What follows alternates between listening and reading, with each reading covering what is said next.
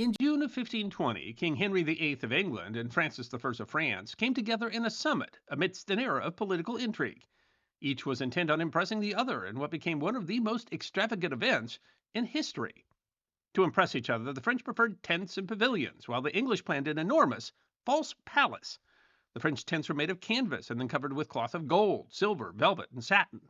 Thousands of ribbons and hundreds of yards of canvas were procured, along with dyes, cloths in the king's colors, and heraldic devices, fleur-de-lis, and more. King Francis's main tent stood as high as the tallest tower, and 60 paces high, according to witnesses. A life-size wooden statue of St. Michael, the patron saint of France, stood in the front. Dozens of smaller pavilions and tents surrounded the king's tent and banquet pavilion. Unfortunately, though, bad storms tore down many of the French tents only a few days into the meeting.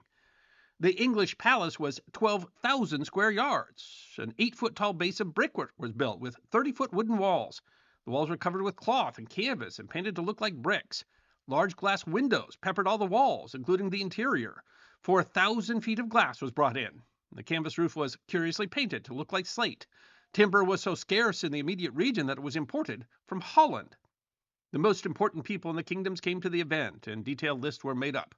Henry brought 114 nobles, the Archbishop of Canterbury, 2 dukes, 5 bishops, 20 barons, 70 knights, 12 chaplains, 200 guards, and more.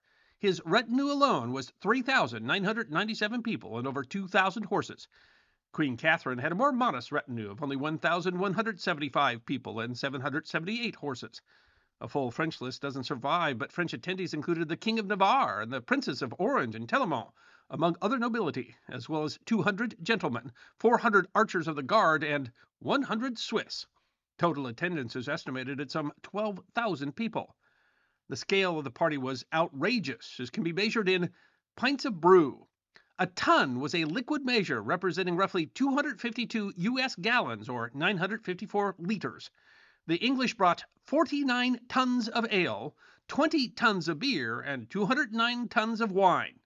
The list of animals cooked for the feasting included 2,000 sheep, 13 swans, and 3 porpoises. The political consequences of the meeting were minor, nearly irrelevant in the face of events, but the royal meeting, held between the 7th and 24th of June in the English-controlled Pale of Calais, with tournaments and celebrations, was, by all accounts, one of the greatest parties in history.